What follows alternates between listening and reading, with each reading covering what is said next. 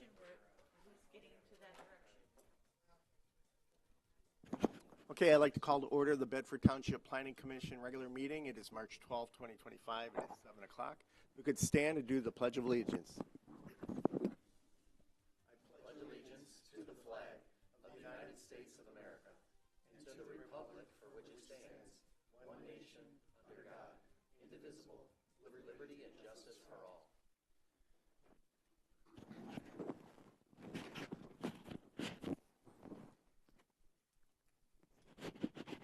Okay, Mr. Andrews, can you do the roll call, please?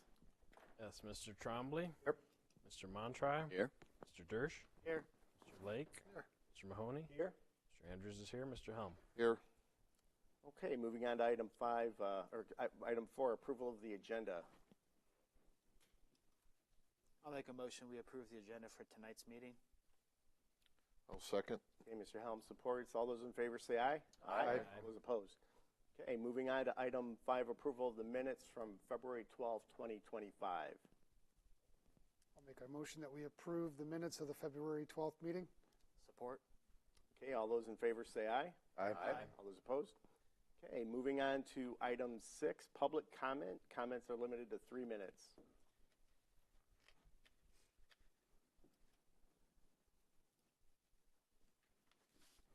Gail Kane, Temperance.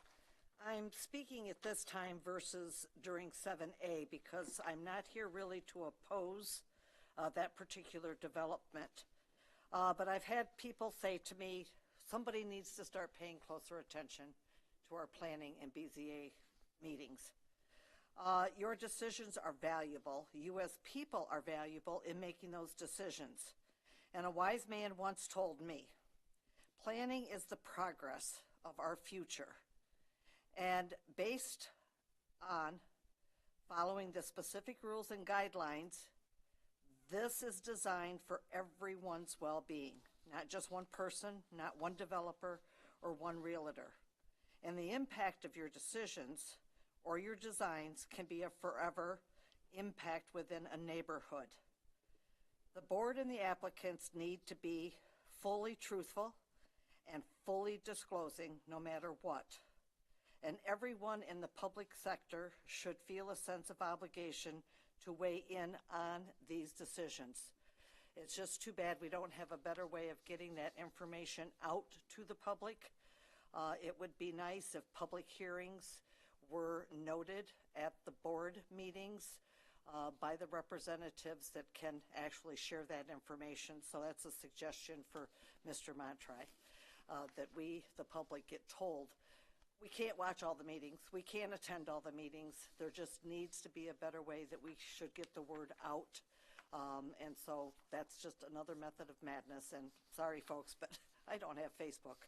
So keep up the good work, and please take that into consideration. Thank you. Thanks, Ms. Kane. Okay, moving on to item 7, new business. Do you want to give a description of what we're going to talk about, or should we open the public hearing? Okay, at this time I'd like to open the public hearing. I'd like an aye vote if you're in favor of that. Aye. Aye. All those opposed? Okay, do you want to give us a description? Yes. The applicant is Fire Creek Real Estate LLC, 9410 Village Meadows Drive, Temperance, Michigan. Owner Bryce Bankowski, 8207 Secor Road. R3 zoned and located within the Lambertville Village Overlay, single family, and the requested zoning is RT LVOD, 2-family residential located within the overlay, Lambertville Village Overlay. Parcel number 5802-019-12600 on approximately a half-acre parcel. The subject parcel is zoned R3 LVOD, and where an existing single-family home is, where there is an existing single-family dwelling, and it is permitted by ordinance should the rezoning request be approved. The request is to rezone from R3 LVOD, located within the Lambertville Village Overlay District, to RT, 2-family residential, located within the Lambertville Village Overlay. The subject property has 80 feet of road frontage on Secor Road and a half-acre, which meets the requirements of the RT 2-family zoning district. The applicant's request is to rezone due to the desire to move forward to demolish the existing dwelling and develop a 2-family duplex. similar to the development of the two-family duplexes to the south. The zonings are north C2 LVOD, shopping center, south RM1 LVOD on the east side of Secor Road, R2B LVOD, single-family residential, and C1 LVOD, local commercial, and west RM1 LVOD, vacant land. The master plan designates this site as village center, intended to support a mix of commercial, office, and residential uses within a compact, pedestrian-oriented environment where residents can live, work, shop, and socialize. This designation aligns with a variety of residential, office, and lower-intensity commercial zoning districts. The Planning Department requested a review of the rezoning to be conducted by Lucy Fortin of the Manikin Smith Group and the planner of Bedford Township. Ms. Fortin prepared an overall review of the subject area and concluded the proposed zoning and use is consistent with the goals, policies, and future land use of the map and the township's master plan. In conclusion, it was suggested the Planning Commission make a recommendation to the Township Board to approve the rezoning request for the following key reasons. The rezoning is consistent with the master plan's goals, policies, and future land use designation for village center. The RT zoning provides an appropriate transition between single-family residential areas and commercial uses. The rezoning is consistent with existing land use patterns and development trends. The site is served by adequate public utilities and road infrastructure, and the property can accommodate a two-family dwelling, and there is sufficient space for a buffering to mitigate potential impacts from surrounding uses. I just wanted to quickly touch base. In the overlay district, it does allow for flexibility, and I know we've had this discussion before. It actually, being it abuts the post office to the north of the structure, it actually could be, with the mixed use, be designated as a commercial structure, could be built on that property, or single family in the overlay. However, the overlay does not actually refer to RT2 family. It refers to multifamily, which in our definitions, multifamily is 3 or more, RT is 2 or more, or 2, and so in this case, it would have to have the underlining of a RT2 family or a multifamily zoning district that would allow for that. But the overlay doesn't actually refer to 2 family, only multifamily, which is 3 or more, defined in the definitions. Just a quick, we looked and researched, however, because the overlay does allow for flexibility of uses. And can you remind me, to the rear of the existing buildings to the south, that is, it can still be developed and be multi-purpose or commercial and residential? Well, the property to the south is where the development of, there are 3 two-family developments directly south of it. Right. Southwest, to the west of it is multifamily, and that is vacant. To the west. That was part of the original plan, I think, right? Those had, Maybe he can it had since been changed. This right here, these 3 are where the two-family development is currently, and this parcel is vacant. We have no submittal at this time for this, and then this is the subject parcel, which has a single-family home. These were created into individual parcels, which have the 2 families, which meet there was a variance sought and move forward. Okay? Would the applicant like to get up and add to or agree with what she said? I guess I have nothing to add, but she was right. Name and address for the record. Oh, I'm sorry. Sorry. Bryce Bankowski, 9410 Village Meadows Drive, Temperance, Michigan. Does anybody in the audience have anything to... Ms. Keene? I was waiting for you to open the public comment. And we did. All I can say is that the buildings that Mr. Bankowski has put up already on Secor are very sharp looking. It's a very unique, and I would say probably needed facility within that overlay district, because this is what the overlay districts kind of lacked. You've got the old schoolhouse commons, which would benefit from families or people being able to walk down the sidewalk and grab a breakfast or shop in some of the small shops. The only problem is that the sidewalks were not shoveled not once all winter long. So this needs to be something that when you put your plans in, that you need to remind these people that somebody, the maintenance person or someone, needs to make sure that these sidewalks get shoveled. I had people calling me, and I don't even live over there, so it's just, people notice it. That's all there is to it. But I think they're very sharp. I think that type of a setup is a good thing within that area there, because they're really, most of the rest of it are individual singles. So these would be young people that probably would be tempted to walk down the street, or even to get the other way. There's not sidewalks, but to get to sidelines or maybe some of the other places. So that's just all. Okay.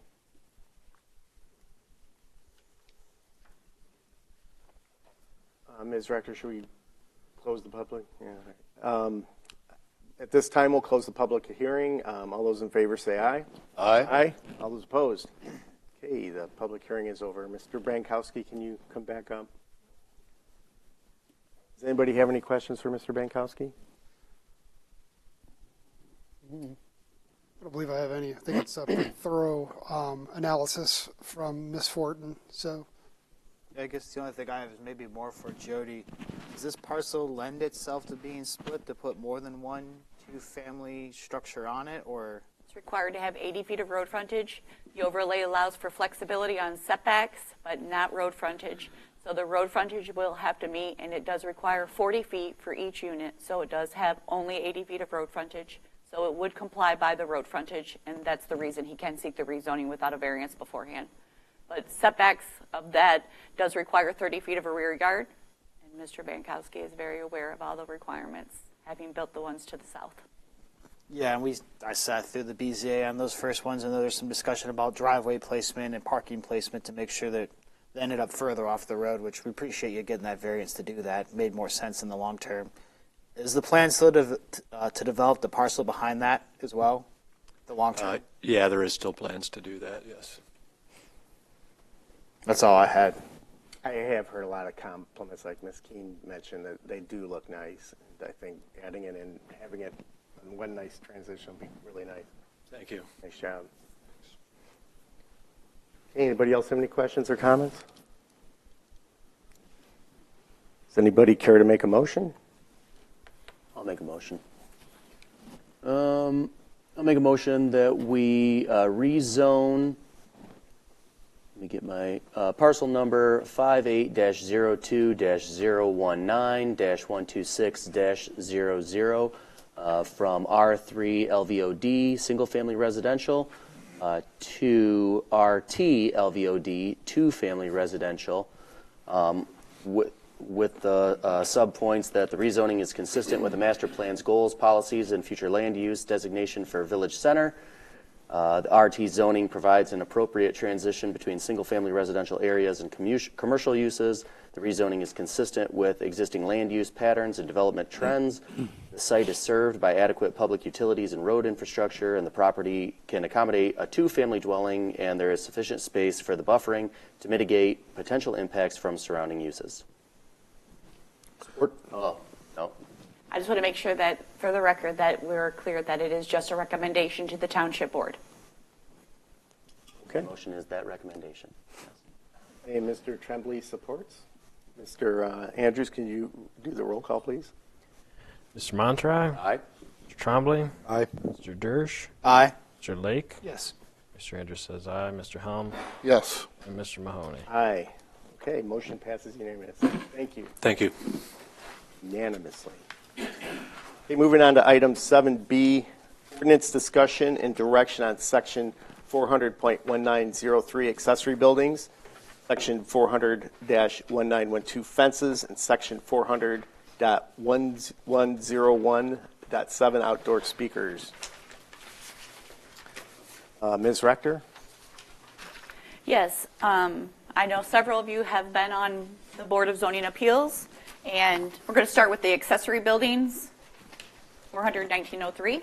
And I know between Mr. Helm, Mr. Mahoney, Mr. Lake, and Mr. Dersch, they are very diverse in the fact that we do get a lot of variances for size of parcels and increasing the square footage and height variances are majority of what we see at a variance level of the BZA. So we're looking to maybe amend those to help residents that have a smaller parcel. If you look at where we have the quarter of an acre or greater, but less than 0.45, a lot of times we have where those were up to a half acre, and then you were only permitted 800 square feet of an accessory building.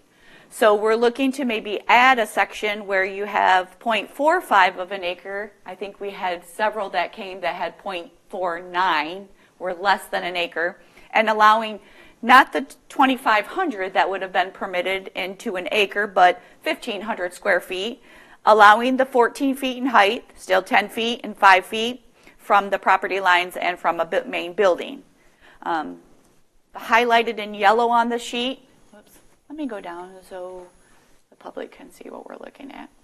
Highlighted in yellow, we actually just inserted that into the actual language of the ordinance instead of kind of trying to condense the actual accessory table.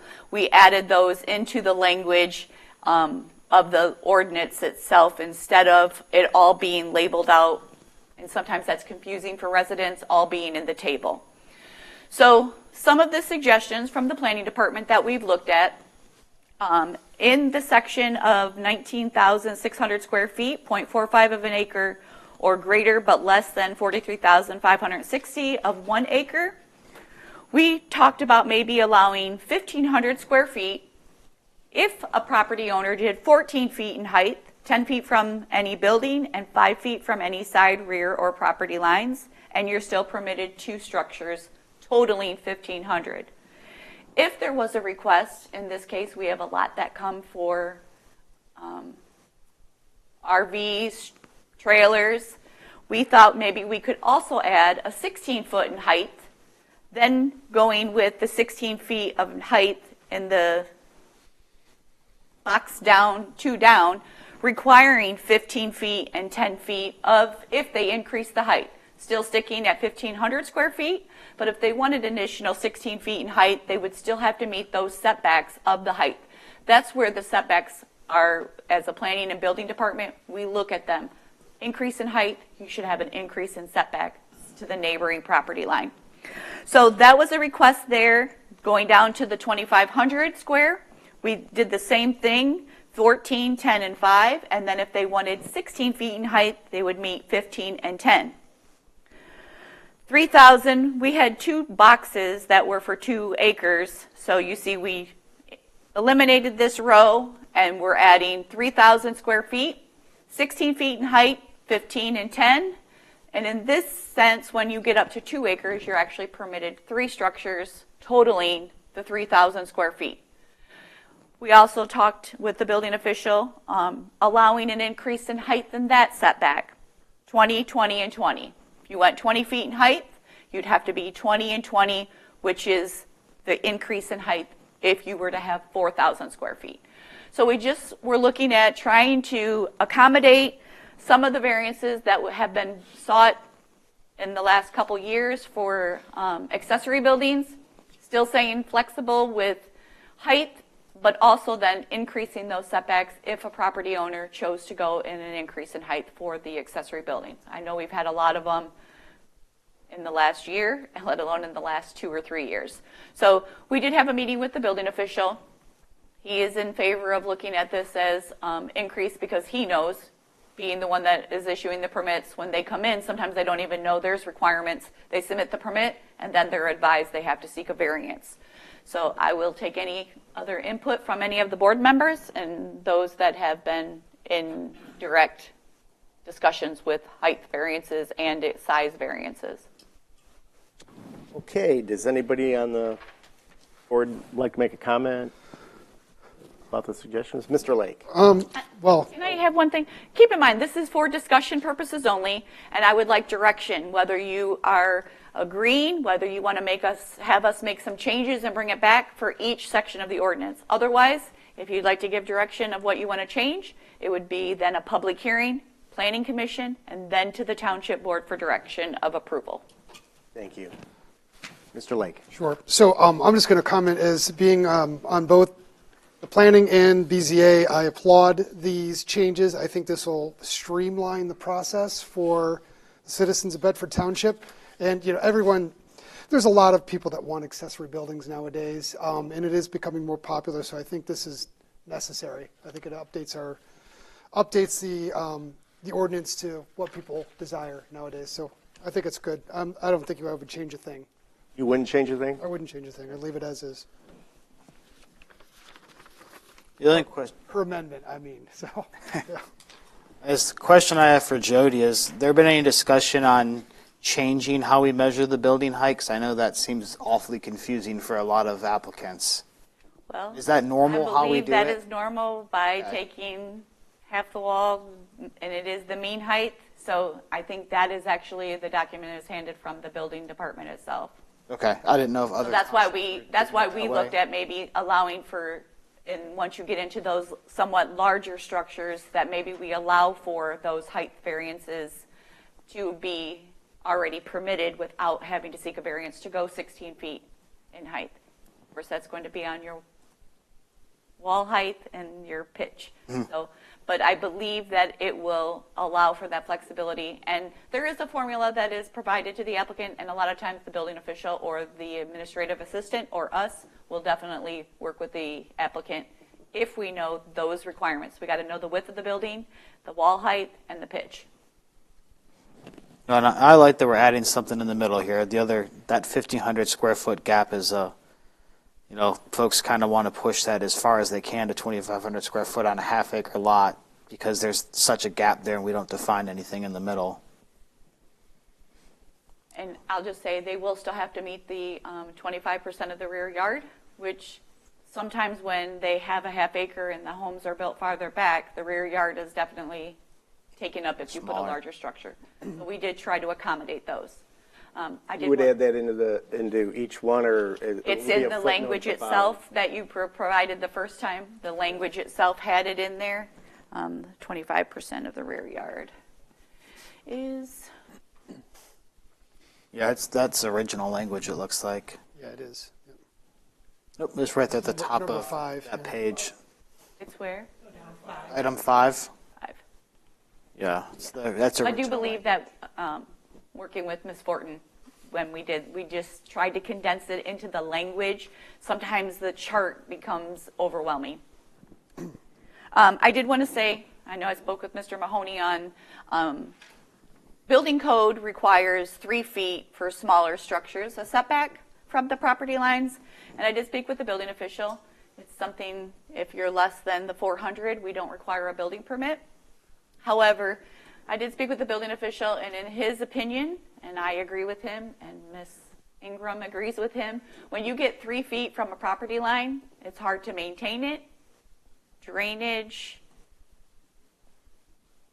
Are you stealing my thunder, Ms. Rector? No, I'm not. I just know that I talked to you about it, and I did speak with the building official on it. And so Dennis and I and Katrina, we're not in favor of allowing 3 feet from a property line, only because of those reasons. You can't be able to maintain and access. You have to still be able to cut your grass around it, and it is measured from the roof line of a structure. So even if you have 200 feet, we would like to still see it be 5 feet from the property line to be able to maintain it. Keep in mind, minimum of our lot sizes are 60 feet in width. If you can't meet 5 feet from one side of a property line, that's a lot to ask to go to 3 and not be able to maintain it. If you can't maintain it from somebody else's property. So 3 feet, not always. And the biggest thing the building official advised is drainage. You just have to maintain, if you have runoff, it all has to be maintained onto your property. So those were concerns, and I know we had spoke and you sent an email, but I did speak with him on it to make sure that I had clear direction. Well, I would like to speak in favor of 3-foot I know you would. setbacks on smaller lots. The larger ones, I'm okay with leaving them at 5 feet and even going up to 10 feet. But you have to keep in mind the way we're looking at it is it's the width of the property. You may have 0.2 of an acre, but you should then have 80 feet of road frontage, and your property should be 80 feet in width. So to be 5 feet off of one property line, I mean, if you're on the east property and not the west or the north and the south, The building official would like to see it stay at 5. Well, I did the scale drawing of what it would look like, a 3-foot, a 5-foot, and a 10-foot setback. And for just a small accessory building, from an 8 by 10 to a 10 by 12, and having a 5-foot really pushes it toward the house. And I look in a lot of residential areas. There are a lot of sheds that are right on the property line. Nobody complains. It's a complaint-based ordinance system, I understand. And 3 feet, I think it can be maintained rather easily. And, you know, I checked around. I looked at Ida. They have a 3-foot setback. Erie has a 3-foot. Whiteford has a 10-foot. But I think they're more agricultural. They're not more like a residential subdivision. A 3-foot allows you to keep more of your yard, especially if it's a smaller structure. And when you say there's a 400 square foot maximum size building, I can understand if somebody wants to build a garage if they don't have a garage attached to their house. And it almost is like you have to delineate, is there an attached garage or not? Because if there is an attached garage, then maybe you can limit the size of, if there is no garage on the property, leave it at 400 square feet, enough to build a garage. But I think the intent, when you get up to 400, keep in mind, anything at 200 or less, we don't require a permit for. So that's probably where you're seeing them then more on the property line. They're not bringing in, they're not proposing a permit to the building official.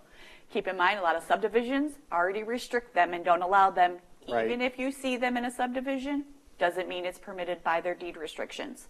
And keep in mind, 400 square feet. A resident could put up 2 structures of 200 square feet and not have to pull a permit. So we would like to keep, at least if you go to 400 on one structure. If you come in and you have a 200-foot structure, your second structure, Mr. Kohler is going to tell you, has to be 5 feet from the property line.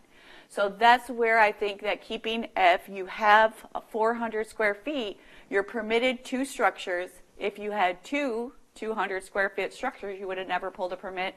We wouldn't know where they're located. So we're trying to keep, if you at minimally pull a structure and you're 400 square feet, we propose you be 5 feet from the property line for 400 square foot structure. And I would disagree with that. And being on the BZA for the last year and 3 months, it seems like there's a lot of requests for monster garages being put up on small residential lots, and everyone gets approved. And I don't understand that. Why do we have an ordinance at all if they're just going to get approved? Well, I will say I don't believe we've had any structures for 400 square feet. I believe that's why we looked at changing the second column to allow 1,500 and still maintaining 10 and 5, because I agree, though, if we have larger structures, this should be then informed to the BZA that if this amendment goes through, that we looked at this ordinance. We feel that this is a positive for the residents, and we should eliminate some variances. And then maybe the determination from the BZA has to be, they clearly then need to show why they're asking when we've already looked at the ordinance, amended the ordinance to accommodate the variances we were getting.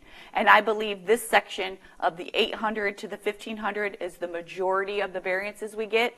We have to take into consideration, if someone is permitted 4,000 square feet and already has 2 structures and comes in and asks for a variance of another 1,000 square feet on top of it, we should take into consideration of a setback.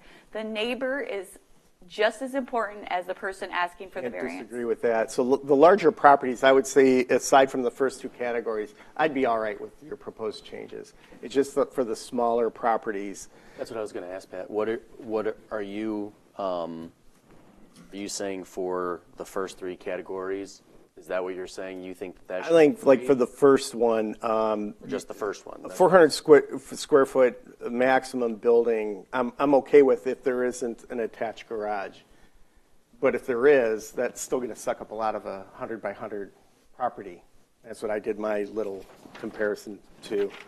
So if it isn't there, they can build a garage and they can still have a small accessory structure in the backyard, and there's room for it. But if there's an attached garage to the house, then you add a 400 square foot structure in the back. It's, how would you put it? It's very dense.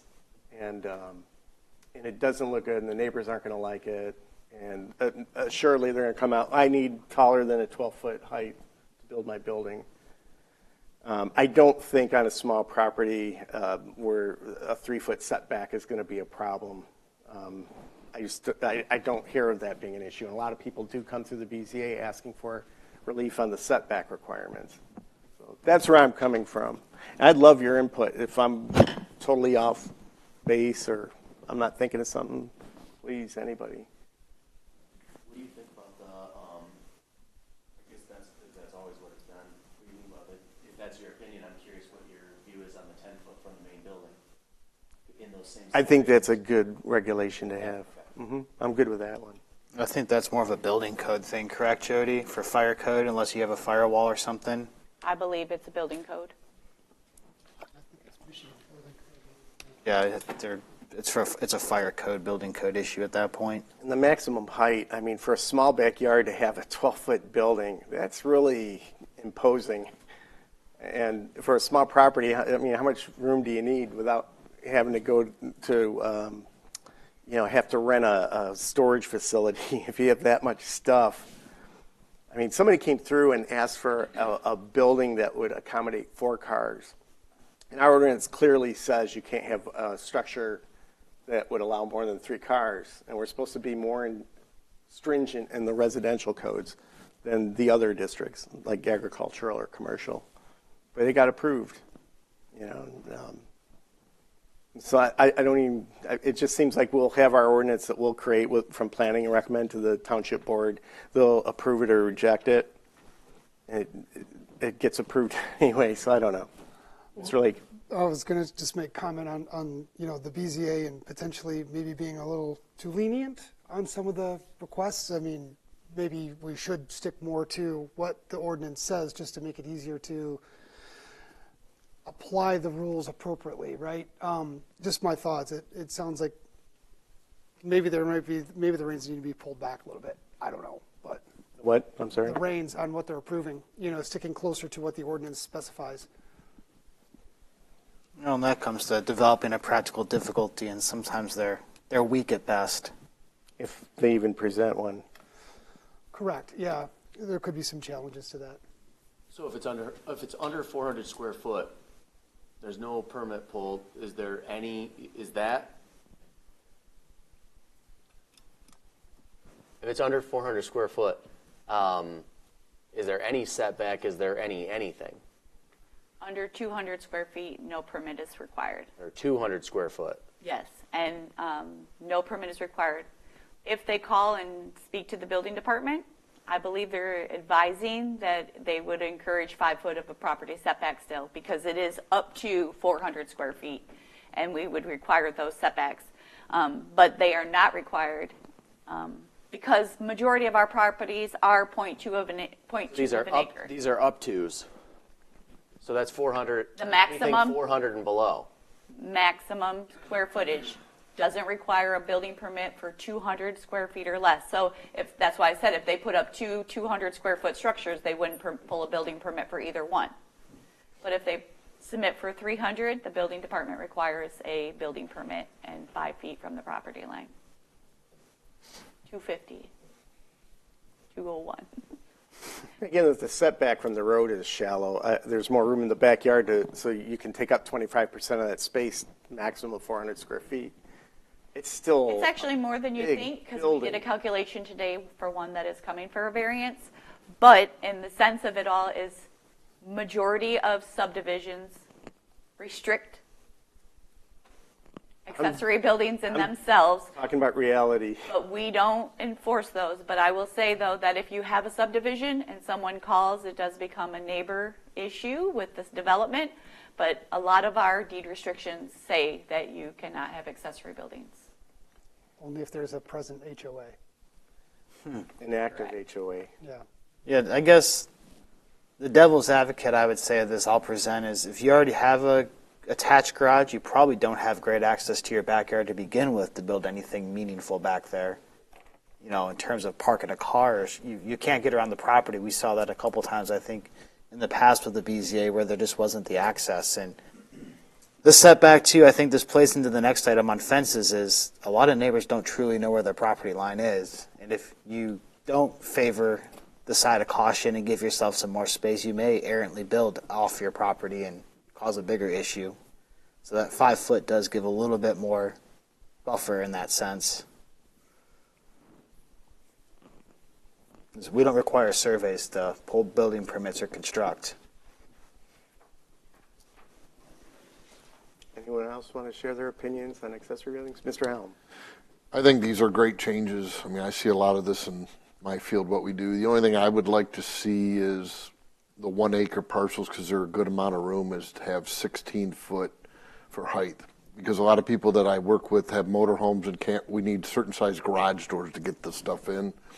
I would rather see it in a building versus sitting out in the side yard of their home or something. I agree with that.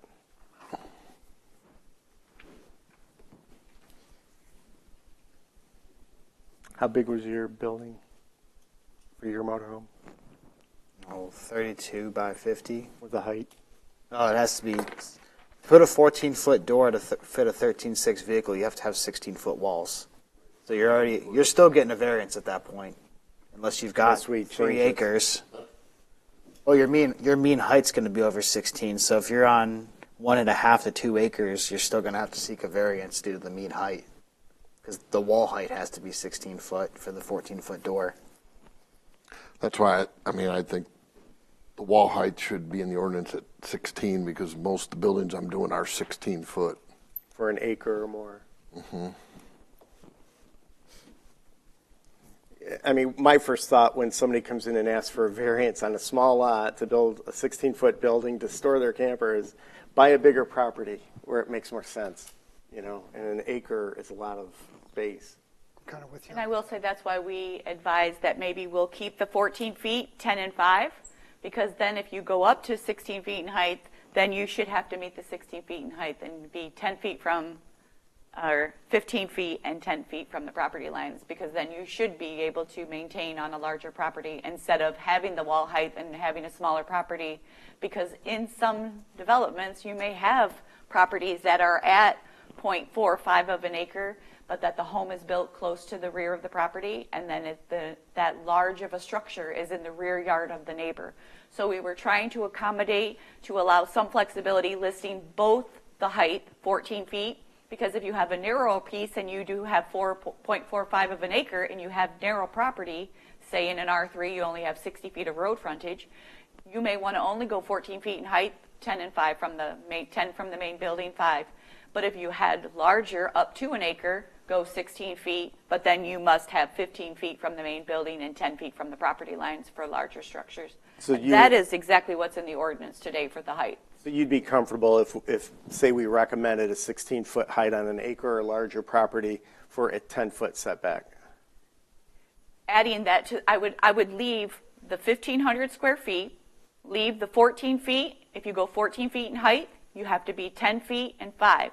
Add another line in the height of 16 feet here, 15 feet from any main building, and 10 feet from increasing those as what they are down here. Allow for that flexibility of the resident to determine.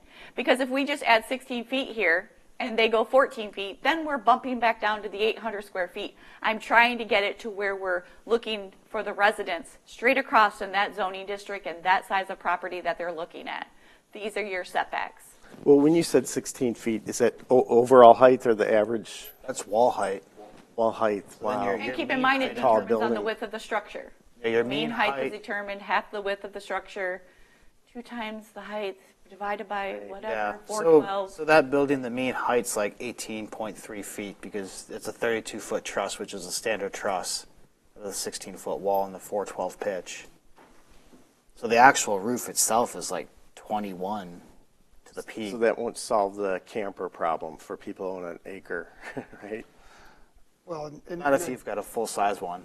I kind of agree with your comment, Pat, is that if you don't have that much property, should you really be storing something like that at home? Or wrapping That opens another ordinance can of worms about trailers and where you're supposed to park on a property. It certainly does, but there's an ordinance to manage that, right? So, yeah, but also I would worry, like, you get too crazy with the size of property and what you can and cannot do as far as height, you could have some monstrosities of buildings going up in backyards that don't really make sense.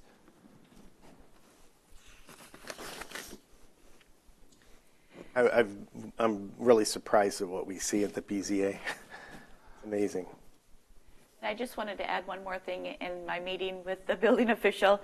For structures that are 4,000 square feet, in our discussions for the height of, if a structure was 20 feet in height, and this is 20, we would like the setbacks to be 25 and 25 is the only other change that we looked at. If you're going to go 20 feet in height, no matter what size, 500 additional square feet, the building official and I both agreed that maybe the increase of the setback should be the same regardless if you put in 4,000 or 4,500, should be 25 and 25 as what it is going up to a 5-acre piece from 3 acres to 4. Because you go to 3 acres and 3.1, you're permitted another 500 square feet, but then you're required 25 and 25. So if you want to store a camper, you're going to have a 1.5 acre lot. Pardon me? So if you want to store a camper or travel trailer, you have to have a 1.5 acre lot or larger. Is that basically? Or it has to be attached? If it's Or attached? it could be attached. If it's attached? Attached would not, if it was attached to the main dwelling for a building, would not follow this at all. These are all accessory buildings detached from the main home. Does a camper or motorhome or mobile home of some kind qualify as an accessory building if it's livable? We do not allow livability in a mobile home, or unless it's within the manufactured home community. But if you had an RV or a travel trailer on your property, that would not be permitted to be lived in. We allow them for such events, say someone has a fire, but there are determinations by the building official. Otherwise, you have to seek a variance while you rebuild or while you build a home. That would be the only permitted to be able to live in one.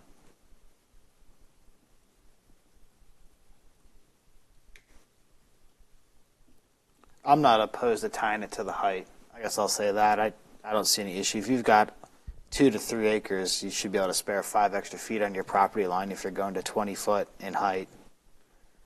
I don't see any issue with that, and we don't see variances on larger lots very often at all. Maybe the most often variance is probably the number of buildings that they're building, because typically they'll have a lot of smaller buildings, especially ag, when they've got chicken coops and other things that count as structures that have to be addressed. But it's very rare we see any variances on larger lots. If I'm not mistaken, this also includes, like, say if you're building, I don't know what you want to call it, like a trellis system to go over your patio, that also includes this as well. So think about that as well. It's not just about RVs and lawnmowers. Yes, if it is a pergola, any type of outside, if you put a deck and you want to put a roof on it, it is anything that is detached from the home with a roof line. Even if it's a pergola with the slats, it's a roof. Still a roof. What about a playscape? Pardon me? Playscape that has a roof line? It's going to be a building department question. Yeah, that's a tough one. We've been through that variance rodeo before. Backyard forts. That's an accessory building. Treehouse. I would say yes, but I'm not the building official. Can I bring up something that doesn't have anything to do with spatial issues, more of an aesthetic thing? Metal carports. Do they go with the flow of our neighborhoods? Should they be allowed or regulated or just left? Hey, if you want to put up a metal carport in your subdivision, should you be allowed to do it? Only in Florida. Well, the ordinance says you have to have a variance to put them up. Correct. It does. Okay. I would say yes, that But our ordinance requires a variance if you want to put up a carport. But I would say that's probably not the norm of the public. Not in this area too much. I would agree. You're starting to see them more. Yeah, I think, and they're not getting variances. That's what I meant by that. They are. They're being constructed, but They're getting variances. And I'm not opposed to leaving it as a variance, only because then the neighbors are notified. And then if they have a concern with it, then they are able to come to the meeting and speak if they are opposed to it or they support one. and And that goes the same lines as shipping containers are not allowed either. That's, that was in the ordinance as well, yeah.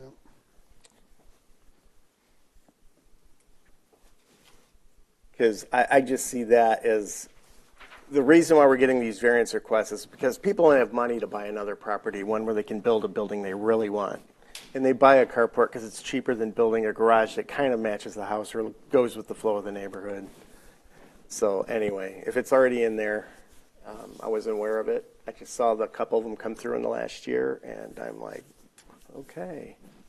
Yes, so we've had a couple come for variances on like a carport style, and I would encourage the board to commission to leave it going to the BZA for that type of structure, because we see even so much now more even the accessory buildings being more of a pole barn than a residential type garage accessory building.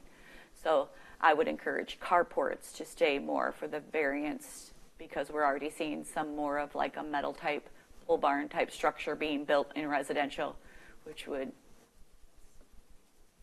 not have residential feel of the use. But carports, I would say yes, as a temporary structure.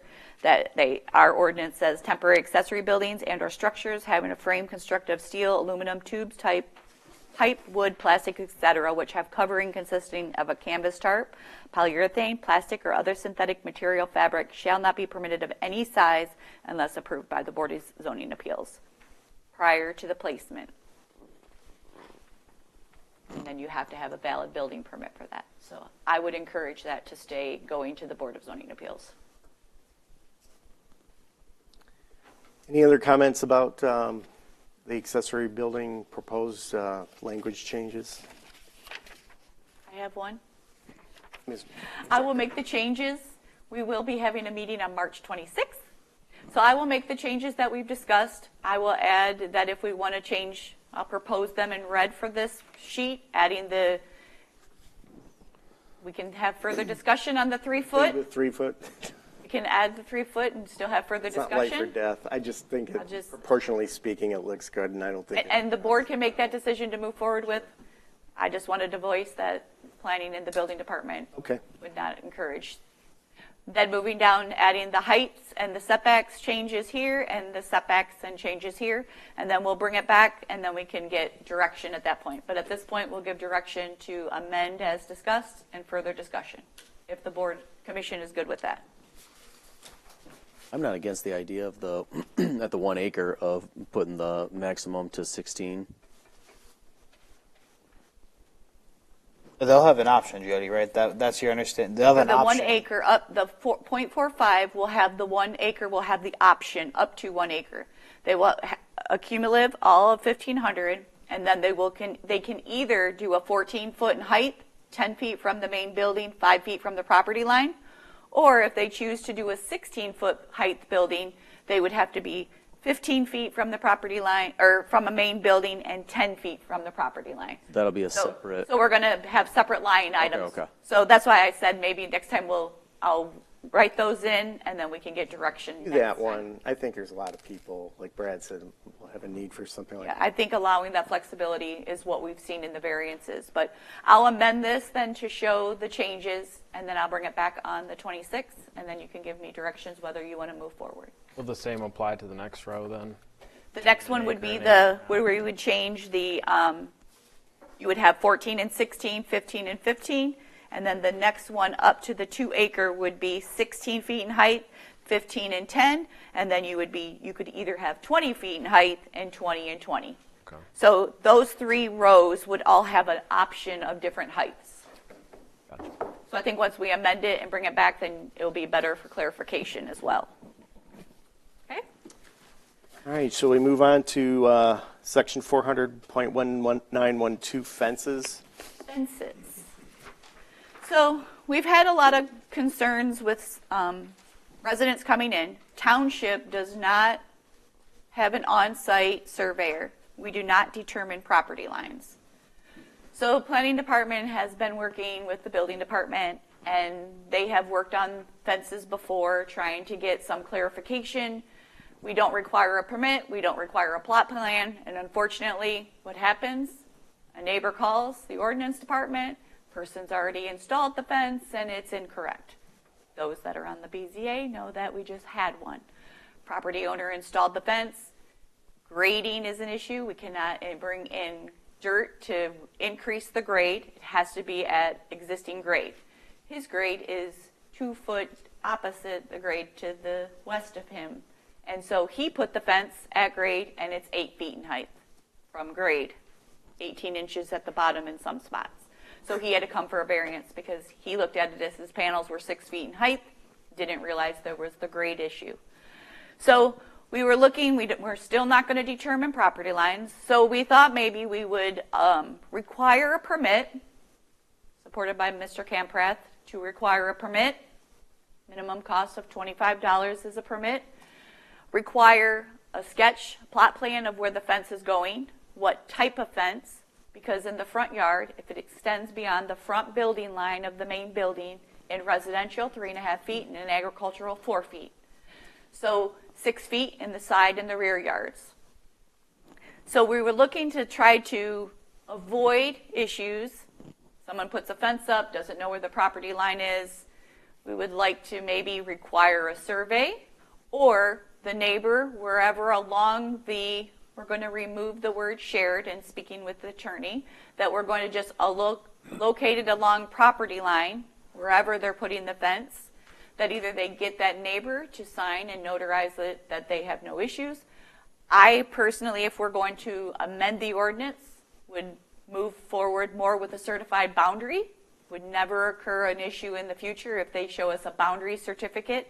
We still are not going to determine that it was put in the right location, as we don't have a surveyor to go out. If it's surveyed and the fence has a permit, and then we would have an inspection, the building official would go out, take a look at the fence, make sure it's in the proper location that was shown on the plot plan of the survey. The fence aesthetics is what is permitted. We do not allow chain link as decorative fencing in the front yard, those types of things, and that also that it was the right height for the location.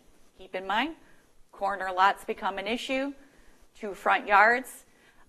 Personally, to me, I would rather that still seek a variance, only because we want to make sure we're defining road right-of-way, corner clearance, visual clearance, especially if it's on 2 corners of an section line road, or a neighborhood where a person has a driveway. We want to make sure that we're still providing that visual clearance. And I think it coming for a variance allows the neighbors, if they were to have a concern, and the respect of the board to say whether it's going to be a visual clearance or not, even if the property owner doesn't believe it to be. So I'm looking for as much guidance on fences as you would like to provide, because I am still on the fence of it. I don't want it to become a problem for the ordinance department or the township, but I do feel that we should have some requirements, because right now we don't even require a permit or a plot plan. Mr. Camprath might have some more insight. They're all looking at you. Well, I guess I need to say something now with that introduction. I'm in favor of a permit at the very least for placement of a fence. That way, at least the property owner will be coming into the planning department or the building department and get educated on what the regulations are. And I've never thought it was smart to put a fence on a property line, because there's 2 sides of the fence, and how are you going to maintain it?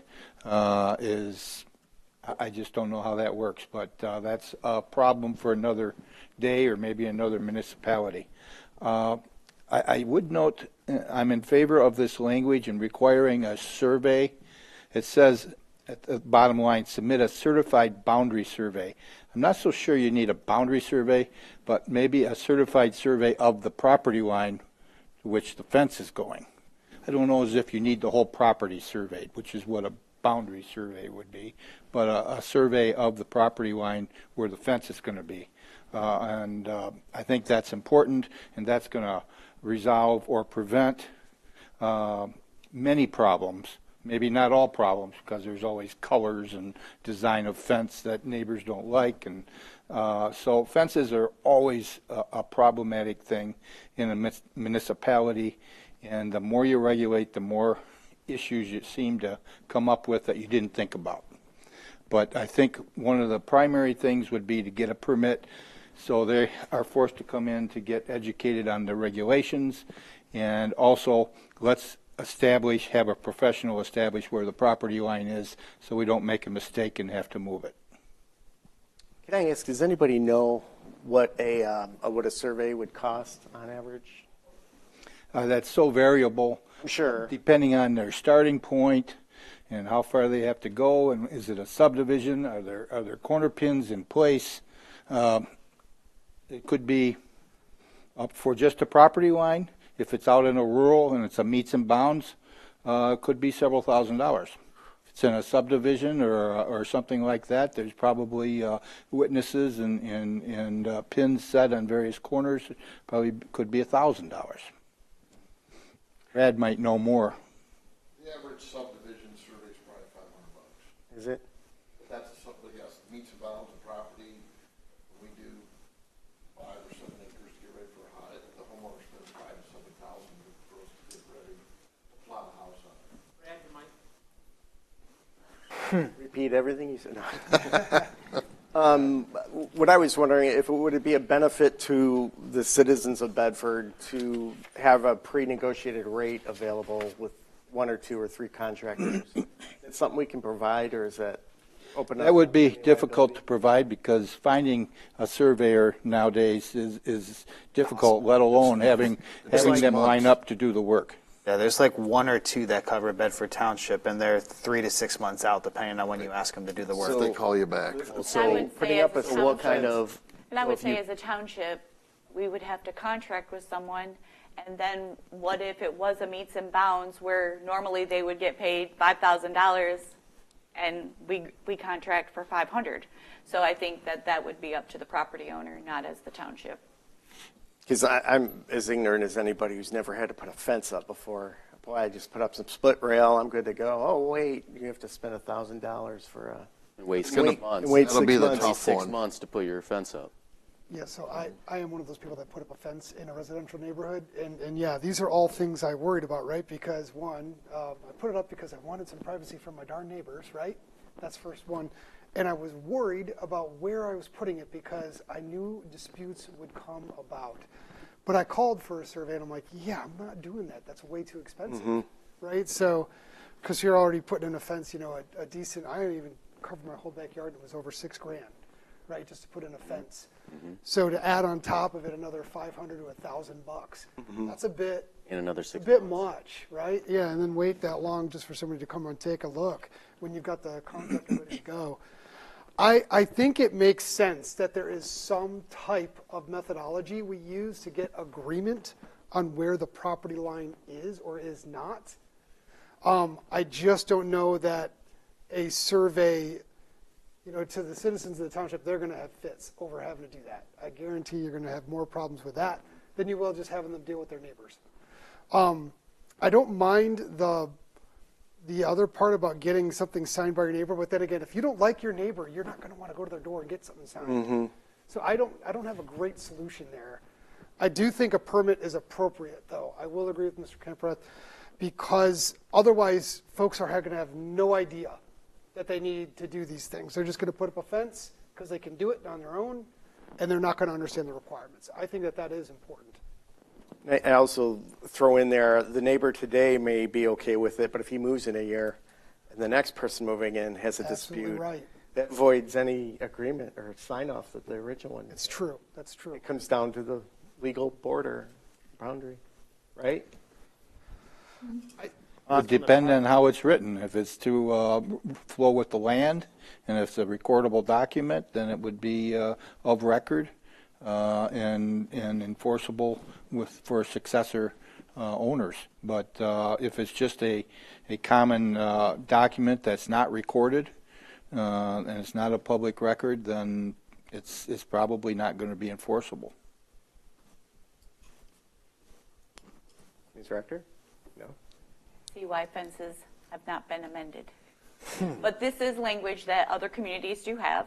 Other communities are requiring the survey to put up the fence for the same reasons, is that one neighbor says it's theirs, someone else, But it's going to be on the person, of course, at this time. If it is an existing fence, whomever is filing the complaint, it's going to be on that property owner to show that it's on their property. Okay, that's what I was just going to ask. Okay, so say Mr. Lake put that fence up 5 feet into his neighbor's property, gets done, then how is that handled right now?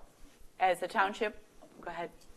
I would say it's not the township's problem unless they didn't get a permit and they were required to. Maybe that's a civil infraction, but it's not going to get the fence moved. That's going to be a civil trespassing action between the two neighbors. So your neighbor would then have to file a lawsuit, and then they're required to prove. Who's required to prove? Well, whoever the plaintiff is.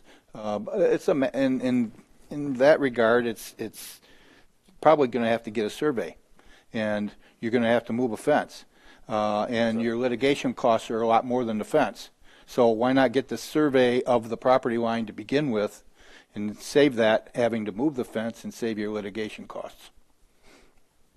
Would all of the language changes be like effective as of the date of the change? Because like I bought a house with a privacy fence that was installed last year. It would not be retroactive. No, it would not be retroactive. If you made a change to the fence, then you would be required to bring it into compliance. If you made a change, say your fence you took your fence down and put a new one in, then you would have to come in, get a permit if you make a change to an existing fence. Okay. Same thing we have with all the signs that we already granted variances for the LED boards. Now we have approval for LED signs by the change in the ordinance of signs. Those that were granted the variance, once they make a change now to the sign, they will have to comply with what is permitted. Most of them all have the same, but we allowed a little bit taller in height now. So if they wanted to increase the height of their sign, they'd be permitted to. So it's no different when you change an ordinance. We would not retroact anyone who has a sign, but if you made a change to it, you would then have to bring it into compliance with today's ordinance. That is in any respect of anything that was prior legal, non-conforming, changes in the use or the sign or the fence, anything we change. So that was one of my questions, is if a fence is already established and you need to make a repair, you need to get boundary survey when you previously didn't? Let's say I need to fix, 2 panels width of my. Well, if you're not moving it, something like that. If you're not moving the location of it, I don't think there's any requirement. Even if it's out of compliance or if it's 2 feet in my neighborhood. I don't know how you're going to repair the far side of it without permission from your neighbor. Yeah, certainly would need that. I mean, as much as we hate to do it, it sounds like we're going to have to require a survey. I don't know. Yeah. So go back to that situation. So you go and get into the legal battle, and you lose. Aren't you holding all that risk? Would have to cover that? If it was found that you're 5 feet onto the property. I believe a judge would tell you what you needed to do. If he told you had to move it, then you would be move it and probably pay for everything, right? Depends on, More than I guess, likely. what was included when you went to court. Depends how you file the suit. What you don't want to make the neighbor have to pay for that. Have to pay for anything. Most likely if they didn't do because if your neighbor did that to you and you go, hey, they put this on here, you don't want to be held responsible either. Seldom do courts award attorney's fees unless they're frivolous actions. Okay. So the innocent neighbor in your case probably is still going to have costs. At least have some legal fees. Yeah. Okay. Make a recommendation here on what I would write, right? So just kind of going through the experience. One, a survey would certainly be kind of the silver bullet here. I would agree. But to ask people to wait that long and then also put that cost up front for a fence, and in my case it was expensive, maybe I would have done that, but in a lot of cases, some fences aren't that expensive, right? So it's a lot to ask. My personal opinion is I think a permit to be required that allows the person that, they might not like paying the $25, but at least they're going in and they're getting the right information to make informed decisions about how to do it, as opposed to just going out there and putting a fence up. It's not going to solve all the disputes or all the problems, but at least they're getting the right information up front and can make an informed decision. Mr. Montroy. In the case of the accessory building and setback, how are they finding their property lines for said setbacks? When they submit their plot plan, they show it's on the property owner to determine property lines. Township does not do a survey. They will show their sketch of their property. Sometimes we provide what's on the assessing program, and they can sketch, or if they've had a building permit recently and they have had a lot of times they'll have the survey from when they've built the home, and we get that to them and provide that. Doesn't always mean that's exactly where the house is on the property once it's built, as long as they meet the setbacks. But they will show the setbacks, and if they say that they believe they are 5 feet from the property line, the building official takes their word from it, because township does not determine property lines. Same concept. Yes. Could we waive the survey requirement if you're connecting to your neighbor's fence?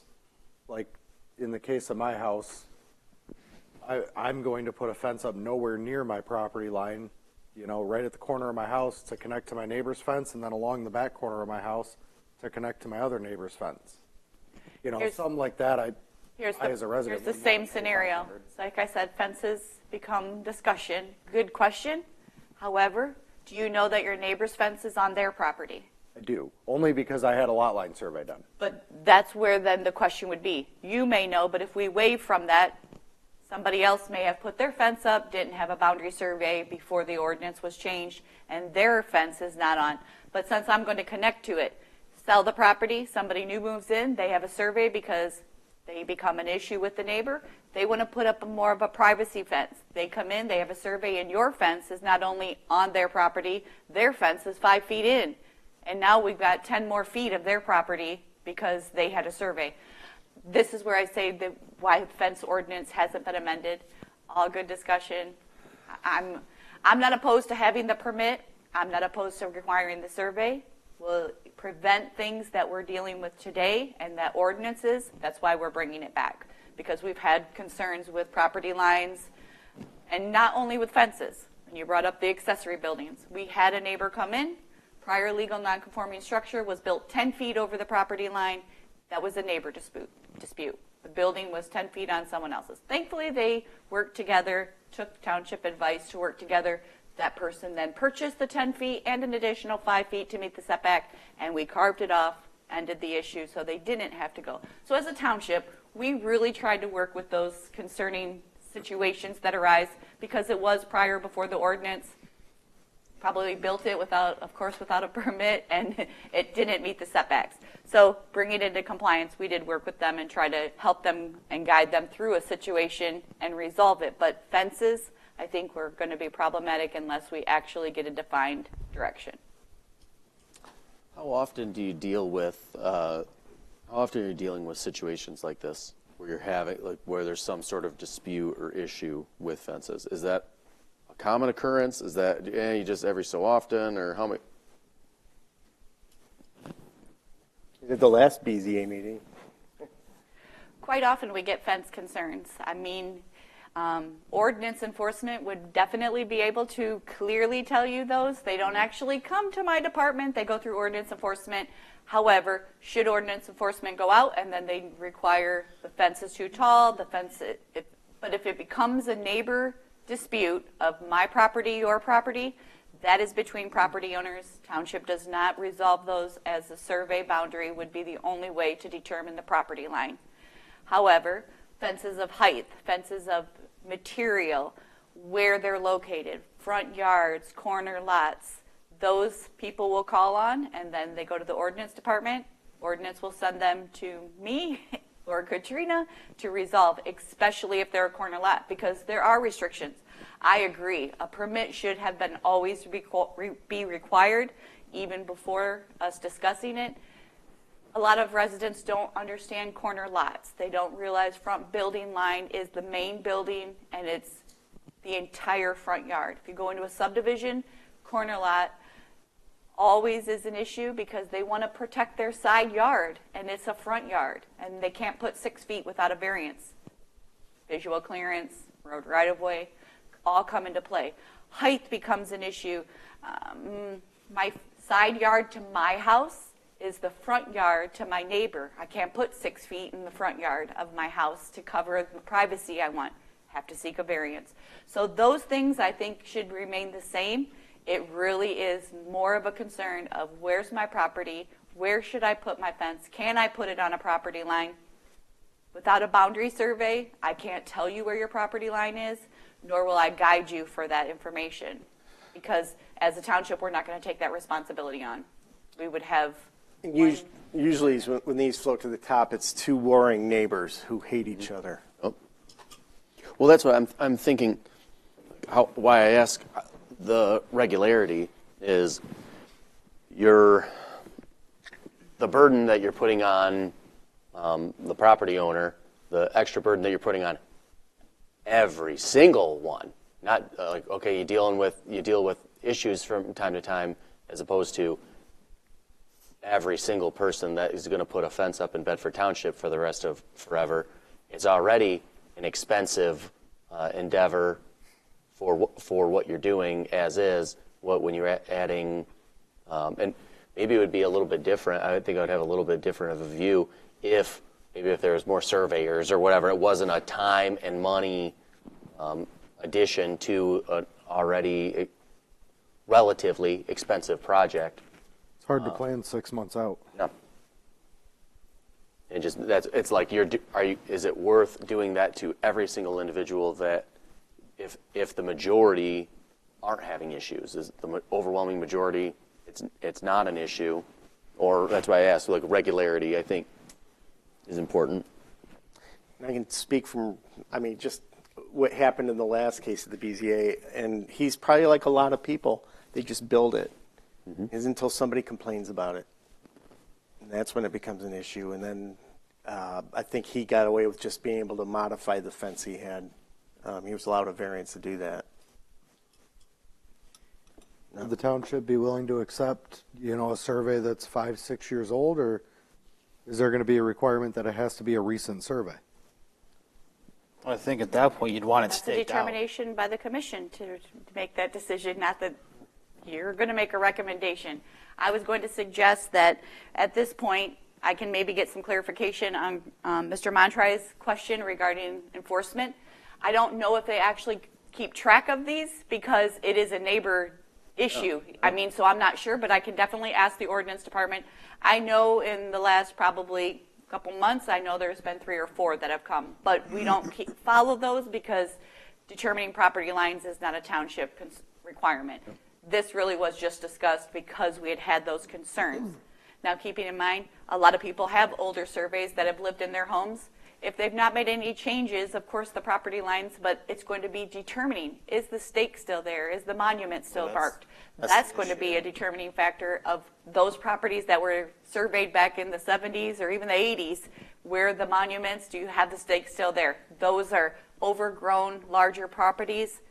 Difficult to find those in the back. So that's where that will come into play. If we'd like right now, we can go on to the next one. I'll get Mr. Montrey's question. We can draw up an example of a permit type. We will create one and have an example of a permit. Okay. And then if we at least want to move forward with requiring a permit to obtain information and requirements of a fence, and then you can think on, and we can further discuss then requiring the boundary survey. Anybody else have any other comments? Or a certified property line survey. Yeah, I'm just going to go back to the same thing that Craig said about buildings. If you're going to invest that kind of money in building a building, you want to make sure it's in the right spot, and you're probably already getting a survey. Most accessory building constructors are probably already doing that to make sure it's in the right spot. Now, fence, I get the cost can be a little bit different. Maybe it's $2,000, $3,000, $4,000 or $10,000 plus. So it is an added cost, but you really probably want to make sure it's in the right spot if you're going to spend that kind of money to do it. I didn't get a survey. All right, let's move on to section 400.1101.7, outdoor speakers. You want to start us off? Sure. Okay. So we have many years have had concerns when restaurants and that started putting up, especially after COVID, started putting up more outdoor patio areas, which are permitted with requirements. And then music started, and people were having outdoor music. This ordinance that is being proposed is for outdoor music only, not live music with an amplified sound. Is how it was presented. It was presented to the Township Board to take a look at it. And Planning Department has done a long research on this. This language had been presented to the Township Board, and direction from the supervisor at that time was to continue to work with legal. We worked with legal. We actually got input from our township planner. And as you can see, no outdoor service or food where the language is that allows restaurants or other places serving food or beverages except those having the characteristics of a drive-in, including seasonal outdoor dining areas as accessory to a restaurant subject to the following conditions. Everything labeled all the way down to G is already what is existing in the ordinance. So in G is where you get to outdoor dining shall comply with the ambient noise level, which we have no one certified to calculate decibels, and exterior lighting standards required of Section 1908 of this ordinance. No sound amplifying device may be used at a seasonal outdoor dining area. So that is where you get into like the acoustics, guitar players, three-piece bands. Our ordinance does allow I believe it's 4 times a year you can get a special permit to have a band. So we have proposed that the business will be able to expand an approved outdoor area requirement of 7A, so they must meet all the requirements of 7A, on their private property to provide outdoor speakers with a submitted and approved outdoor speaker special use only approval permit, subject to several regulations included but not limited to a one-time special approval use review, approval and permit, an annual permit and fee renewal required, which requires the following plot plan information for submittal. So the property owner would submit for a special approval use, come to the Planning Commission, you would review the site plan with these specific 13 requirements: the shape, location, and dimensions of the lot, shape, size, and location of any building or other structures, streets and sidewalks if available, driveways and parking lots, provide the number of parking spaces provided, seating and gathering area, alcohol consumption areas, the number of outdoor speakers, entrances and exits, the layout of the outdoor dining area included anticipated number of seats and occupancies, which would then increase the required number of parking spaces, a landscape plan in accordance with Section 1907, lighting plan in accordance with Section 1908, hours of operations. We restricted it to the time frame of majority when people are sitting outside to allow for that flexibility, the Friday of Memorial Day to the Monday of Labor Day, and only on Fridays and Saturdays until 11 or Sundays until 10. Such other information concerning the lot or adjoining lot lines may be essential for determining whether the provisions of this ordinance are being observed. And in that language is so if there is a landscape plan, Planning Commission, when the site plan is submitted, determine should it be abutting residential. I have done much research in the township of our commercial C1 zone properties, which are majority where our residents are having restaurant uses. All of them almost abut commercial to a residential district. Most of them, I think the only one that I have found is Pavlov's Brewing is the only one that does not abut a residential use. Every other commercial restaurant building we have is within proximity of a residential. So that is why that language is to allow that the flexibility if Planning Commission required additional lighting, maybe additional landscaping and buffering, depending on the size of the structure, the patio. We do have a lot of them that have already installed their patios, but music, outdoor music, is still not permitted by ordinance. Amplified, any outdoor music. So we looked at it as we should allow, at least look at allowing some type of outdoor music. I'm not sure what the commission's desires are about bands, acoustics, start getting too open-ended, ordinance enforcement issue. Weekends, we don't have ordinance enforcement, then it becomes a sheriff, police department issue. So those are food for thought. Any comments would be greatly appreciated. What did you say about who would enforce it? Pardon me? Who did you say, the The sheriff? difficult part is it would be looking at majority of it as weekend times, and township doesn't have ordinance enforcement available in ordinance, so then it would become, they'd call the sheriff's department. So I think that's where the concern comes in, sending our police out because the music's too loud. Okay. Not that there's any other issues going on. I'm just saying the enforcement of the music being outside right now without any ordinance that allows it. Mr. Lake? Yeah, I think that, of course, the noise is always going to be personal preference. It doesn't matter if you go out there with something to measure decibels. It doesn't matter. The one question I had on this, I am not opposed to this at all. I think this is actually a good step to help rectify some issues, right? The question I have, and it's probably implied here, but the special permit approval would require a BZA public hearing, correct? Pardon me? It would, the special use permit would require a public hearing at the BZA, is that? Special use permit would be approval through the way we have it set up, it would come to the Planning Commission. Planning Commission will review all of this information and make sure it complies. And then it would move on to the Township Board. You would make a recommendation on the special approval use of the outdoor music, and the Township Board would then make the decision. Okay. Now let Mr. Camprath has comment. Public hearing would be here at the Planning Commission, not the BZA.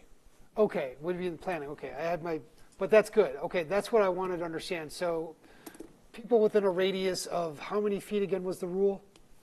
300. 300 feet. That's not a lot.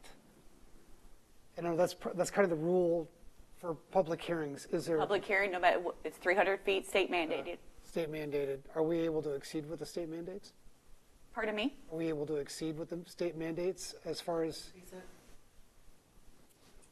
I would say you could. The ordinance, we'd have to have a revision in the ordinance talking about giving public notice of public hearings. I guess We'd have my to question, increase that. could we add it just to this section of the ordinance? Because if we amend it, if we amend the public hearing in the section, it would be all public hearings would be however much you Yes. increased it. So Yes. maybe if we put it directly into this for this specific use, Yes. we Here's could. my thought. And I'm not opposed to that either. I think the more people that are notified up front gives the support to the commission, whether you recommend to approve it, and supports when it goes to the township board for a decision. And then they would have the annual permit fee, and in the permit fee, if there is a complaint or a violation, they have to go back to the township board and evaluate why there was a complaint that they didn't comply with the ordinance. So I think we'll provide all those permits and that for the next meeting as well. Mr. Dersch? Is there a reason to exclude Monday through Thursday? Sorry? Is there a reason that Monday through Thursday is excluded entirely? We're not opposed to changing. If those are just things that we look at other facilities that allow for it for their outdoor patio, only because majority of people are going to school or working, and weekends is mostly. Sometimes people are out on Thursdays. We were just looking at a time frame to at least get a discussion started. Whatever your commission of your changes are, we will definitely make them. If you want to allow it for the entire week, keep in mind a lot of restaurants sometimes are open late. I looked at ordinances in Ann Arbor, Monroe, and Toledo, and they all do have specifications on the decibel limits. You probably looked at them, I'm sure. But it seems like 10 o'clock is the time frame that one of them uses 9 p.m. So like decibel reading in the nearest residential area can't exceed 61 decibels from 7 a.m. to 10 p.m. And from 10 p.m. to 7 a.m. it has to drop down to 55. That's in Ann Arbor. And I believe in our section of our ordinance it requires that. It's just we don't have someone that is certified that actually can go out and say that they're over those decibels. Yeah. And I'm going to let Mr. Camprath decide if we can. And I remember having the discussion about LED lights and how do you measure the brightness, the lumens that a light can emit. And we can equip the ordinance officer with these, but they're not going to be around at 10 o'clock at night. Because we have 2 part-time officers, and they're not going to work evenings. Those 2 cities have full-time police forces. Exactly. thinking about ideas, it's like almost I think the fee should cover the cost of having a couple of them in the township ownership. And the homeowner who's got a complaint can use it, borrow it, use it, take a timestamp photo of, time of day that they show the measurement. And if it exceeds 61 or 70 or whatever number we set up, then they've got a legitimate complaint. It isn't just subjective anymore. Mr. Campreth. You're crazy. We're trying to get rid of it. I'm thinking back 30 years when I was doing traffic tickets and prosecutions for the township, and we had state police. This was actually an expressway deal.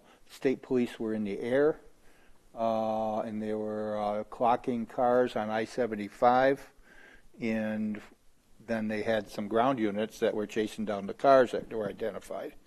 So we had to bring in the pilot to testify as to all his expertise and experience and the equipment he was using and how he identified the car. We had to have the ground units who verified the speed and their certifications and training for operating the radar units. I don't see a neighbor using a handheld unit going to come in to testify with those $30 on certifications. Amazon. It's have a video how to use it. Yeah, so it's a problem. I get that. I'm throwing it out there. Are we talking about $30 for real? Yeah. Just have the business owners buy it. Yeah, but it's going to be he said, she said, and are they going to give you an honest reading? Do they go out, take a reading, and then go turn their music back up when they got back to the... It gets down to the question of, do we even want to allow this if we don't have an ordinance we can enforce? That's a good point. So I'll kind of, there is a mechanism for it to be enforced, right? Because there can still be a complaint, and that permit that they've achieved through a public hearing has to come back to this board, right? To get that permit again. And if this person that has achieved this permit comes back here several times, what's the likelihood we'll approve it again? And keep in mind, every year, they have to come, we're requiring an annual permit every year. And then as a township, we can verify they've had no complaints or no concerns, even speaking to the sheriff's department. But, what if the neighbor adjacent to one facility or one restaurant, for example, has more trouble with the sound? But they don't have a means to measure it. Maybe they're in compliance with our standard. They just complain more. They could be. I'm looking up, I want to make sure I give facts out of the ordinance, so give me 1 second. I thought we did have like peak season, evening and weekend ordinance, Craig. Did we not put that back in the budget this year? Okay, I know previously we did have weekend and evening ordinance in the summer. This reminds me of the Forest View incident. There's an incident in Forest View? They wanted to be open until 2 p.m. so people could play volleyball, and there were houses 2 a.m. back off Is this it? road. I'm drawing a blank. Douglas Road. That their houses were close enough. They could hear. They heard everything. They could hear the people talking. I lived 7 doors down from Carlita's on Gracewood. It was on Douglas. They started doing outdoor music, and I could hear it. It didn't bother me as much, and they usually shut it off at 10. I'm sorry, Katrina's looking to see if she can pull it up on the computer real quick because it's a different section of the ordinance, not in the zoning. It's under the ambient noise ordinance. And what I want to make sure I give you correct is keep in mind, you have a commercial use, the outdoor patio is a commercial use. However, if I have a party at my house and I have a band and I can do it Monday through Sunday, I believe there's just a time frame I have to follow. And I can do it every night of the week without my neighbors, if they call the sheriff's department, it's only by ordinance. There's a decibel in the residential, but if we don't have somebody, but I'm just saying in general, I will be honest, there's them that go on in the summertime. We all know we have one somewhere around the neighborhood on the 4th of July, Labor Day, Memorial Day. Someone has, I'll just say, even people, what do they call it? Hooting and hollering in our ordinance can become a decibel. I'll be honest, Miss Kincaid, that used to work in our department, she had the one on her phone. I'm going to use her. And her laugh was louder than the decibel that you could have outside. If any of you know Karen, Hopefully her she's laugh not is watching. very defined. Oh, yeah. I hope she's She's not watching, one of the 6 and I'm using viewers. her only because we did have a call about a hot tub.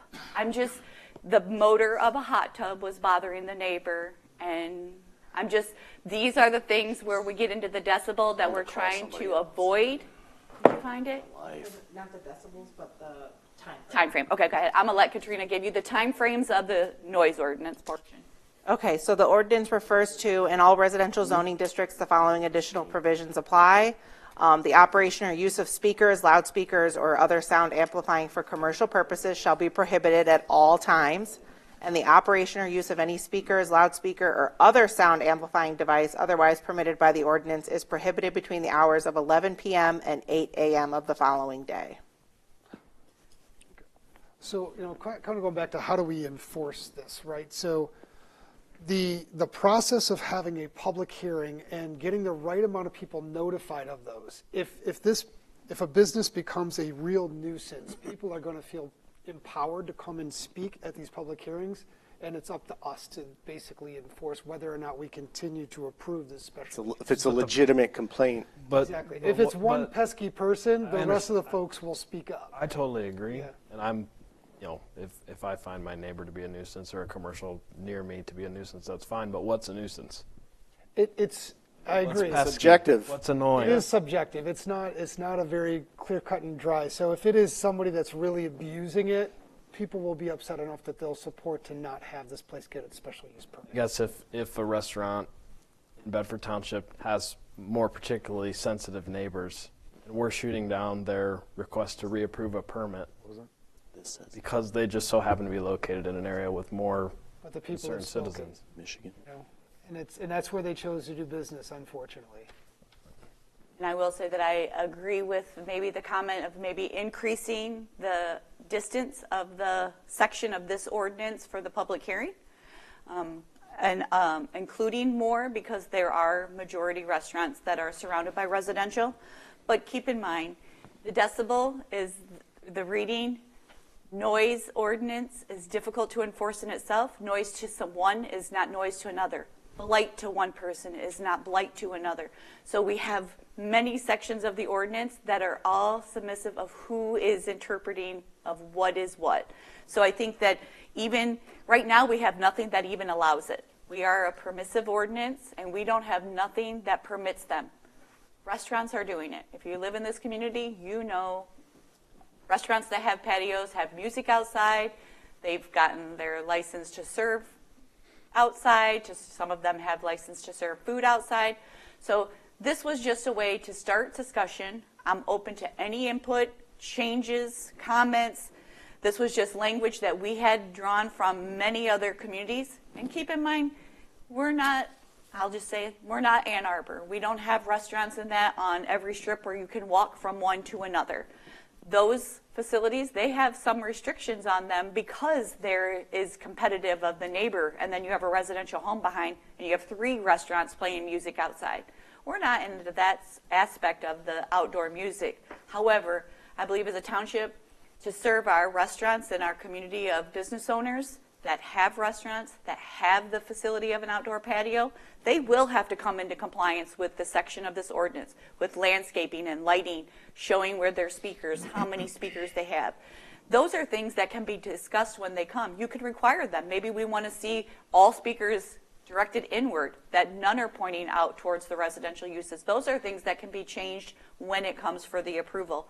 But I do think that right now, outdoor music of amplified sound of any type of speaker is not permitted in a commercial district. I'd be more. Within 300 feet, I think it is of a residential.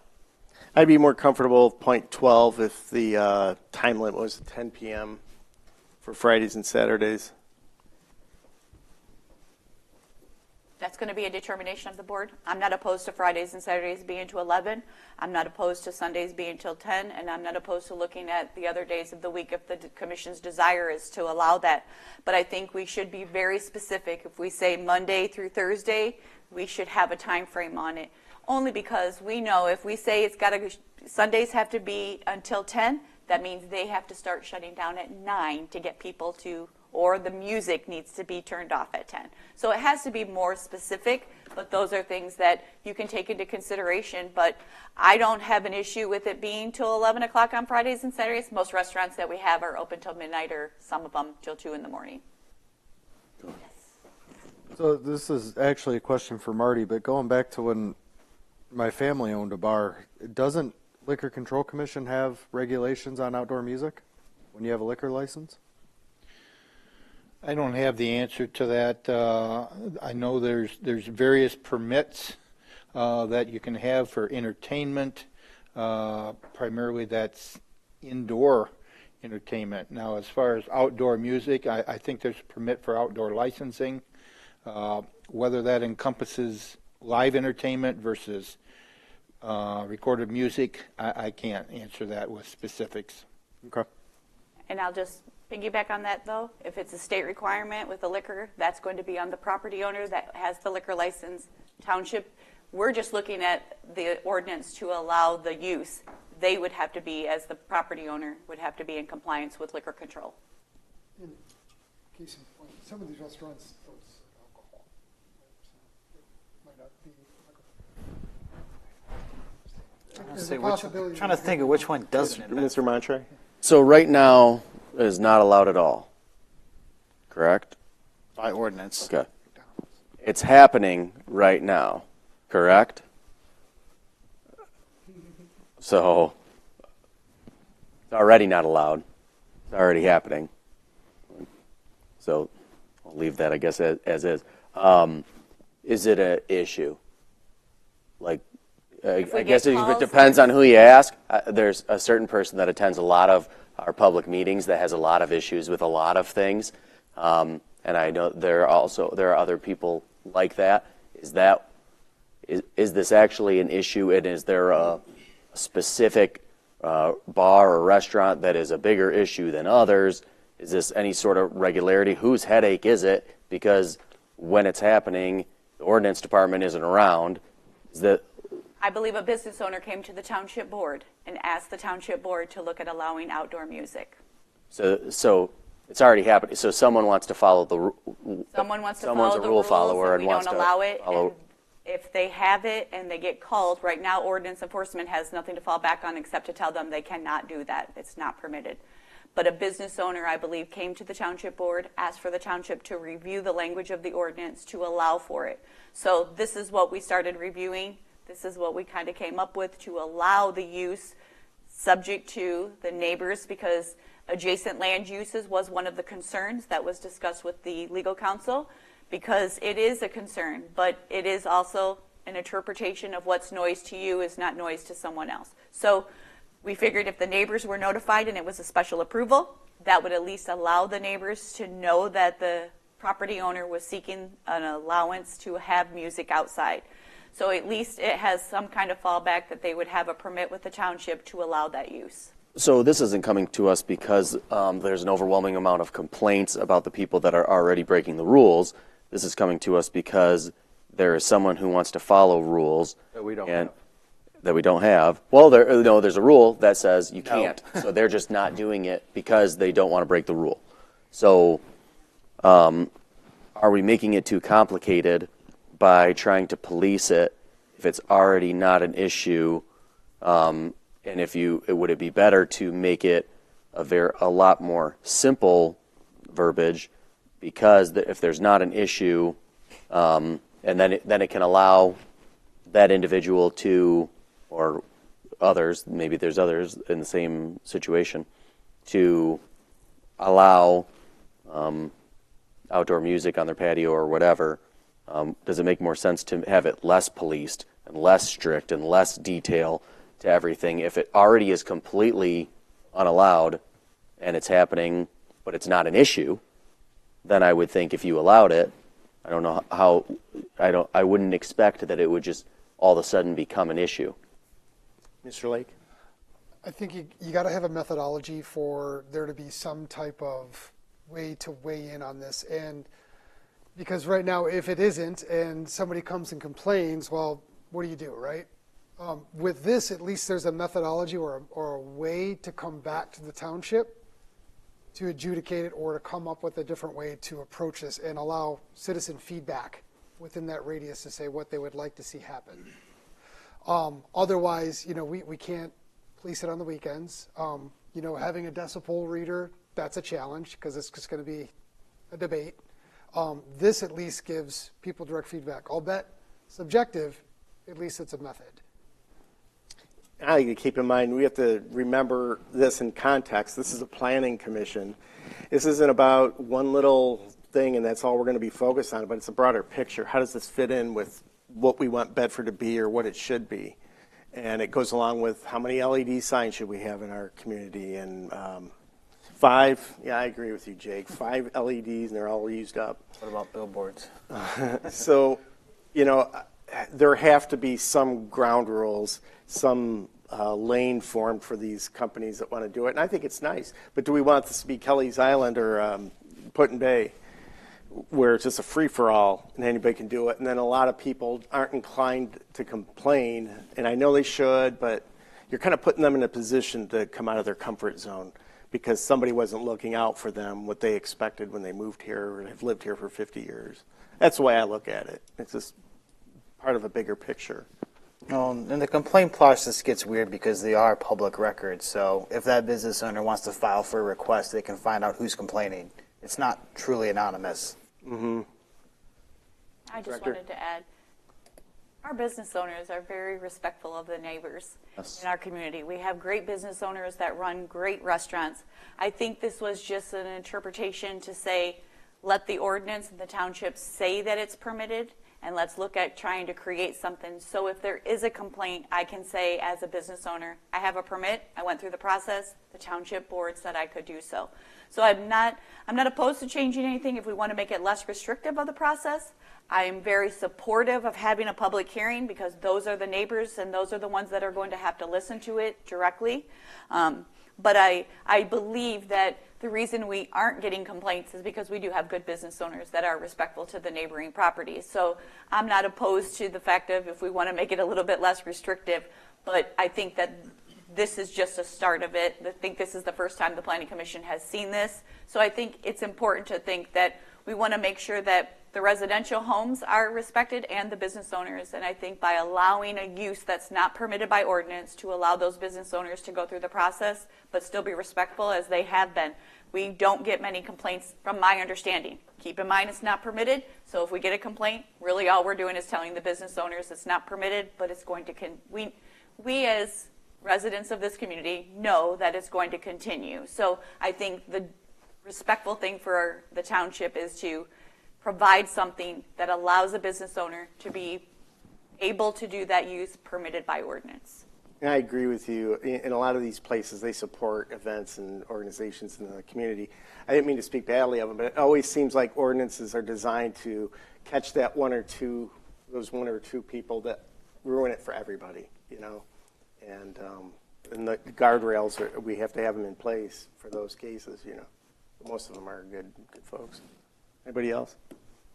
I like the idea. I think what's here is good in my opinion. I would like to see Monday through Thursday added. I think there's a lot of business to the restaurants and businesses during the week that they can still benefit from, especially when the weather's nice. Maybe it's not 10 o'clock, it's maybe 8 o'clock or something, but just to give them that flexibility. And we don't have any guardrails on anything in the morning. I don't think any of our bars open for the third shifters getting off work, but that might be a consideration. I think you said Ann Arbor has an 8 a.m. or 9 a.m. start time before they allow, special events on the weekends could be under that too. I agree. I'm all for making this a little less restrictive too. I mean, these people are paying a lot in taxes. They're contributing a lot to the community. I mean, charging them for a permit every year for some outdoor music, Well, so are the residents, and that's what we're looking out for too. Yeah. Well, that's what I say. There's not an issue though. Like you don't have it'd be. That's why I wasn't saying tailor like what you're like say tailor it to shut down this issue. More so that it's not an issue. Our residents aren't. It doesn't seem like anybody's dealing with a real issue out there. I wouldn't want to make it cumbersome and burdensome to business owners to do something that is kind of common sense. Well, I'll make one point there. I agree. I don't think our business owners are doing anything egregious. But what this does do is it makes their neighbors aware, and they, with all the requirements that are on here, 1 through 13, some of them are time, but providing that plan, the residents get to see that, and they might have questions that they wouldn't thought of. They'll ask that business owner, and our business owners, you're right, they are very courteous to their neighbors. They'll take those into considerations as they're adjusting their plot plan. So that's why I think having that, there's a permit to it. I agree that stinks, but at the same time, it forces the conversation so that business owners can work more directly with their neighbors in an open setting. I have a question. What would be the process? So we're talking about permitting. We're talking about potentially being less restrictive, more restrictive. What's the process for a permit being revoked with the given language? If there was a complaint, it would have to go before the township board because they're the decision makers.